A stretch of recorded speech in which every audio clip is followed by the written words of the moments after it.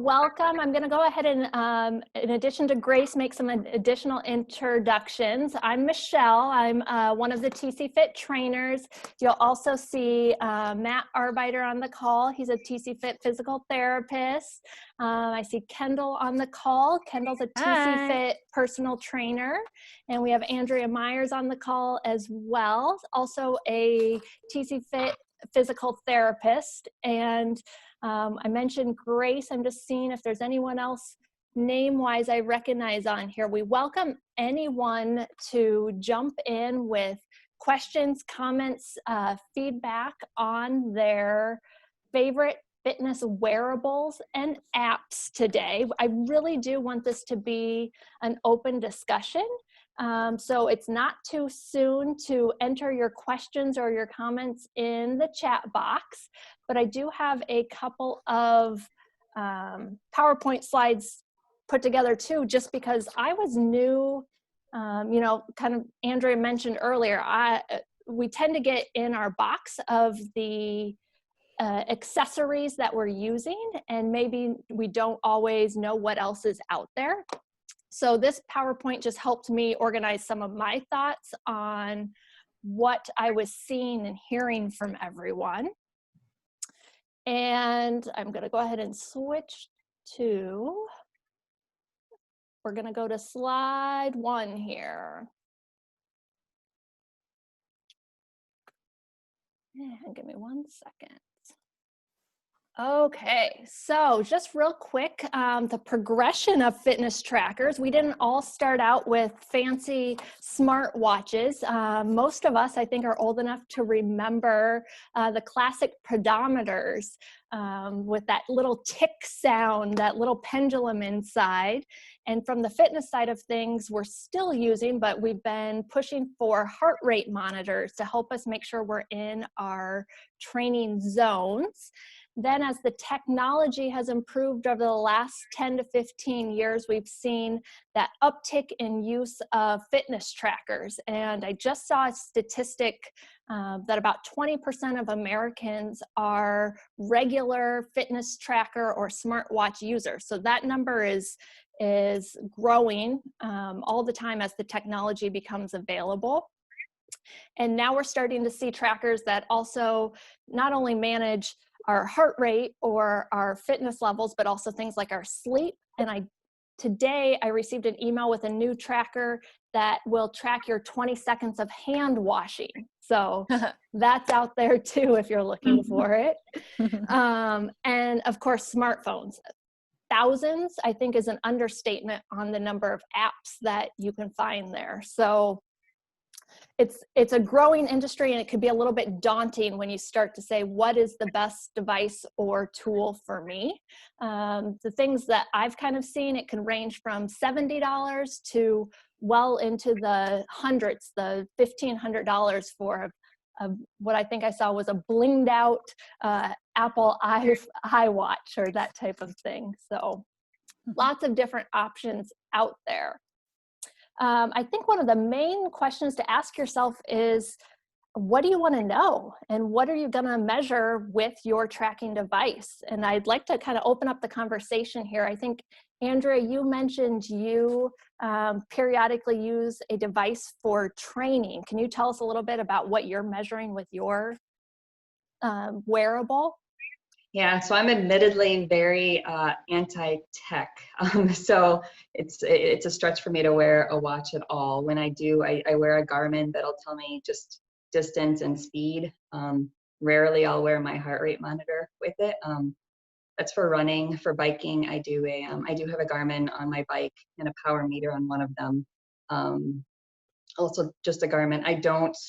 My goals are just knowing speed and distance really for me, and then I don't do any sort of tracking in an app.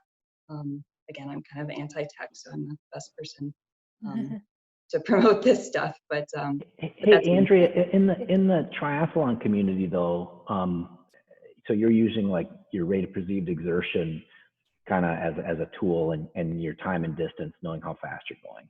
But in the industry, would you say that there's a lot of people that do track and you know, Because I find in the clinic, people will bring me in spreadsheets and are a slave to this data. And I just wonder what your comment is on that, if people are using it for certain training programs effectively, and if you can get into the weeds too much with tracking heart rate and elevation and everything else that people track. Yeah, absolutely. There's a lot of tracking. Even in the pool, I'm always a little bit surprised by how many people are wearing humongous watches to swim and marking every yard they swim and then uploading it and tracking it. DC Rainmaker is a really good kind of source for kind of the high-end tracking tools. That's my husband is a little bit more into this than I am, but dcrainmaker.com does a lot of great reviews on exactly what you're looking for and what products deliver. So if you're looking for more resources for some of that high-end triathlon stuff.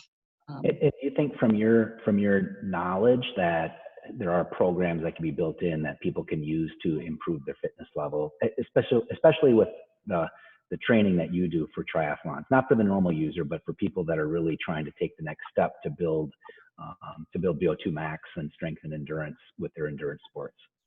Yeah, a lot of people I talk with, I don't have a coach, a lot of triathletes from the upper level triathletes to beginner triathletes, a lot of them have coaches and they'll use the wearables to kind of transmit that data to their coach to then kind of make further decisions on training. Again, that's kind of not quite my thing, so I don't know a lot of details on that, but I think that's what it's mainly used for, really. People aren't necessarily reading the data themselves, they're sharing it with their coach to then kind of read their data for them to help their performance. Right, which in this day and age, if you have a coach, you're probably not getting together with them that much, so having that data probably helps a little bit. That brings up a good point, and in an area that I didn't even think about that enhances coaching from a virtual standpoint. Yeah, and I think even before this, people were doing it more virtually than in person. Great. Perfect. And I see Rachel chimed in and said that DC Rainmaker has awesome reviews. So from a training aspect, that may be a good resource. I'd be curious for all of the people on the call, if you can type in what you're tracking. My tracking device here is my little Garmin Fit, and I'm actually tracking what I'm not doing. So this pops up with a little warning every time I sit for 15 minutes at a time, or then it goes up to an hour and 2 hours. So it's funny that the tracker is telling me the opposite to get me to do more. So that's the motivation factor for me. Again, if anybody out there is tracking, pop it in the chat box. Let us know what you're measuring with your devices. Another thing to think about, something we've seen change, is how the device communicates with your phone. And so knowing that some devices are going to just track to themselves and maybe they'll sync with your computer, and so you can see the charts that way, but something like a GPS, I'm using a lot of maps or routes, and so I need to carry my phone with me because this is not going to track that GPS itself, whereas some of the higher end watches are going to have that tracking option. So keep that in mind. Then also data privacy, that's always becoming a thing. So the more you're using your phone versus maybe a low-tech device, that makes a difference. Some of the common brands that we're seeing are going to be things like Polar for heart rate, Fitbit, Garmin, Apple. I mentioned the Samsung earlier. I'm seeing a Fitbit that popped up in our chat box here, so we know that that's a very common one. I'm seeing Garmin on the chat box. That's great. Again, these are not the only brands. I listed a bunch that I just saw in research pop up here, so don't feel locked into these that we're talking about today. With the heart rate monitors, I just wanted to point out that the fitness team is available to help better understand where that heart rate training zone could be. So it's one thing once you have the data, but then you want to be able to use it or understand it. And we've seen those really simple chest straps. There's even been a change in technology on those because they used to just use what's the word I'm looking for? Like an electrode to measure. And now a lot of the devices are using LED lights. So I know with the Fitbits, when you flip them over, you see those lights flashing. So it's using LED reflection to measure that blood and tissue change. So that's kind of neat there. So talking about the Fitbit. Hey, Michelle, in your Yeah. research, I didn't know that. Are the price differences for the chest heart rate monitors different with the LEDs, or are they about the same with the electrodes versus the LEDs? Do you know? Yeah, I think overall we're starting to see them even out. And part of that is like it's hard to even get the old technology anymore. So those that used to be cheaper because they were the older technology are not being manufactured nearly as frequently. So I noticed in this that a lot of the technology I was personally using, it's out of date. So when I go to up or replace, it's going to have to be the new technology. I don't have a lot of sense of the accuracy, but I think overall the LED lights and measuring on the wrist, people are trusting that data from just a training standpoint more than maybe they have in the past. So I saw a couple of Fitbit comments out here. Kristen says she's using hers for software and meals. That brings up a good point as far as the nutrition side of things. I haven't seen a tracker that's going to measure what's on my plate, but you can enter that data into the app and then utilize that in comparison to your output, your input versus output on the calories and that type of thing. I just wanted to move this on. So some user feedback that we gathered about the Fitbits. It's a common brand, so there's an ease of use to it. They're using multiple sensors, so some of those Fitbits are even automatically determining if you're walking, running, swimming, biking, so you don't have to enter that data. It's going to figure that out for you. It's also connecting with other apps. So as we talk about the apps today, you'll start to see some of that. And the one potential downfall is, you do have to charge it. So depending on how much you use it, you'll get a couple of days use, or some people were telling me they literally charge it every night as they do with their phone. Looking next here. So Garmin is the next one. I saw Andrea mentioned her. Andrea, did you say you're using a Garmin brand? Yes. Okay. So I think that's what I'm seeing a lot from the training group. We know that the Garmin is kind of the go-to name in the triathlon world. I'm not sure if Grace or Rachel, I think you guys had given me some feedback on that. If there's anything you want to chime in with, please do. I'm looking for questions here too. Matt, if you see any questions come up on the chat box, please let me know. So the Garmin price point, there's a little more that functionality, and then there's also the one I was mentioning that I wear, the Vivio Fit. What I really like about that is you don't need to charge the battery. So you don't get nearly as much data, but I know that it's always going to work for me. And I've had mine almost 2 years without having to replace a battery or ever have to use a charge on that. This is Rachel. I would say with Garmin, something that I love in general with Garmin is their customer service is amazing. If you ever have a Garmin watch break, like one time I had a watch that was supposed to be good for swimming, it broke in the swim, and they replaced it for free and gave me a refurbished watch and so forth. So awesome customer service, and they're really coming a long ways on battery life as well, depending on which version you get. Like the Phoenix 6, I think lasts up to 30 hours of GPS time. So just something to keep in mind too. That's fabulous. A lot of the comments here, Michelle, are about the battery life, and it seems like the general consensus in the chat box is that the battery life on the Apple Watches when you're tracking activity is less than desirable. I also heard the mention of swimming. So when you're choosing the best wearable for you, you're going to want to check and see what that water rating is. They call it an IP rating. I know, again, with some of the more basic trackers, you're going to see something that's rated for basically 1 meter of depth, and that's going to be great for if you're going to wear it in the shower or if you're going to sweat a lot in it. But if you're truly going to swim or do a lot of water activities and sports, you might want to look for higher ratings with that, that measurement.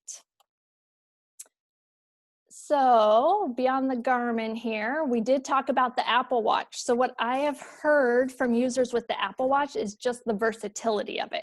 So if you're looking exclusively for fitness measurement or for training, this may not be your best option. But if you like the added functionality of all the apps right at your wrist, that's great. Obviously, the price point can be kind of on that moderate to high side of things, but also looking at you may need to increase your cellular plan if you plan to wear the watch independently and not have that Wi-Fi or phone connection use all of the time here. For both the watch and the smartphones, I'm a huge fan of the GPS functions, being able to track distance, speed, time. That's the biggest thing that I'm seeing with kind of those smart devices. So this PowerPoint, I know I'm kind of skipping through some of these, but we will put this up on Yammer Fitness and Wellness. So you'll be able to check it out there when we're done. But if there's not questions on specifically the wearables, I'd love to move into the apps and talk a little bit about the training apps that our TC Fit team has been using. Map My Fitness is kind of a go-to. I hear a lot of runners and walkers using this app, also bikers. It's a series that's been put together, and Under Armour owns it now. So you may have seen a Map My Run or a Map My Fitness or a Map My Walk in the past. They're all together under one app if you want to use it. It's a great option for GPS tracking.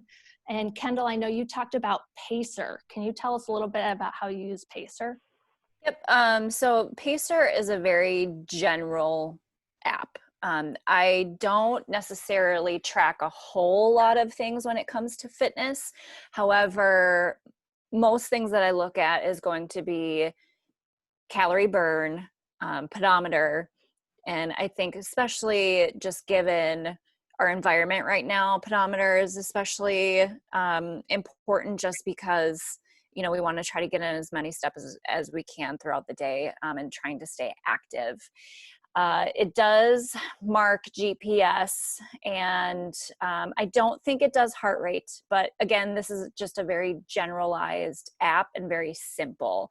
I don't tend to really track a whole lot when it comes to my fitness just because I'm at a certain point right now where I kind of know as far as my RPE, where my body is at, and kind of at how many calories I've burned, generalizing. So Pacer is a good one for someone that just wants general information. Great. And I'd Hey, also, Michelle, yeah, there's one question that came in. I'm sorry, and I don't want to miss it, but Scott wrote in, and I don't know if anybody on the panel or people in the audience, please chime in as well. What device would you recommend for someone who just wants simple data, but doesn't want something that feels like it is there? So I'm assuming it's just something small that he's referring to. That's from Scott. With your research, do you have any suggestions of something just simple and small? I'm going to point out two things. Excuse me, we know that Fitbit is a trusted brand. So the Fitbit Charge 4, which is basically their current version, is going to be like almost a half size of a smartwatch. And if you go down for even more basic, this Inspire is going to be a little bit smaller band. So those I would say are going to be really common. The other thing I want to point out that'll come up in the slideshow here is I did come across a tracker quiz. So this link right here, the choices.com allows you to answer a series of questions. And I believe one of those questions is going to be about fit or kind of weight to it. So it'll take that into account as it makes a recommendation for a basic tracker. So hopefully, Scott, that answers your question. I should just remind, I'm not a sales rep for Fitbit, and there are a lot of other products out there. So don't feel locked into that answer by any means. How much stock do you have in Fitbit though, Michelle? Exactly. I have one of the cheap Garmin's, and it's pretty low profile too. So you can get really, really big with Garmin's, but the cheaper ones can be a little bit lower profile, and you don't really notice it so much too. Sure. So looking at, just going back, Kendall was talking about her Pacer app. I've also seen, I believe it's pronounced Strava, and so please correct me if I'm wrong there. It looks like Grace is mentioning that as a biking, running, and it looks like it has a social aspect to it when she says Facebook for athletes. Grace, do you want to chime in at all on Strava? Sure, yeah. I think it's pretty pronounced Strava, but like, I guess I don't really know. Strava, I believe you. I absolutely love it, but that's because I am very big into tracking my running mileage. But the reason that I love the social aspect is because you can follow other athletes and they can follow you. And so you sort of get this feed on the main page of everybody's workouts, and so you can see how far your friends ran that day, or you can comment on each other's workouts, like great job. So I just find it really motivational, and I like what it tracks as well for my personal fitness. And I use it as an app on my watch. So Strava can be on your watch, and you can track your workouts on it, and it will sync to your watch and also sync to the app on your phone. That's great. Yeah. From the fitness team, a lot of times people ask us about workout timers. We use the Tabata timer. I know most of our team uses that. It might have a little more functionality than what the average exerciser needs, but that's a big plus for us. It'll allow you to put in rest periods and multiple sets and repetitions. So that's a great one. I know there were some comments about food journaling. MyFitnessPal is a trusted resource for that. And I see a couple other ones here. Kendall, I know you sent these through. Do you want to talk to these at all? Sure. I've been using 21-day meditation for a couple of years now, and it's Oprah and Deepak Chopra. It's nice because I believe they send out email notifications. I think they do it, let's say, quarterly. And how it works, it's a free system for anyone to use. You just sign up for it, and it runs for 21 days. There's different topics to it. Each meditation is about 20 to 25 minutes. And what I like about it is that it releases day to day the meditation for the day, and it's not a set time. You do it when it's applicable to your schedule. I typically, do it at night just to decompose and relax a little bit. And there's different focuses to it. And I believe they have one out right now. I want to say they're maybe on day 5 or 6. So you can definitely still continue to sign up for it. And again, it's about 20 to 25 minutes. It's free. It's one of my favorite meditation apps that I've used. And it is an app. I believe you can sign up for it via a web browser and then download the app, and then it gets you in. It's pretty nice. Perfect. Michelle, I told you that I didn't use this stuff, but I do use a Calm app. And that is something that come on in. Sorry guys, I have somebody coming through here. But I do use that, and effectively, and it actually tells you a little story. And in fact, I've been using it with some patients when I leave them on a treatment, that I will, put out a little story for them. And although it sounds kind of silly and maybe juvenile, patients really like it.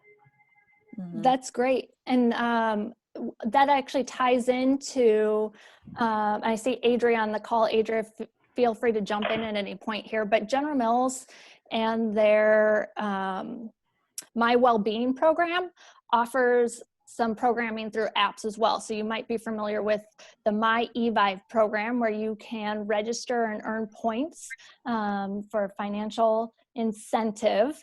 And part of that, I believe they include Sleepio. So if you're looking to measure sleep, that would be an option there. I'm going to skip that Weight Watchers one and come back to it.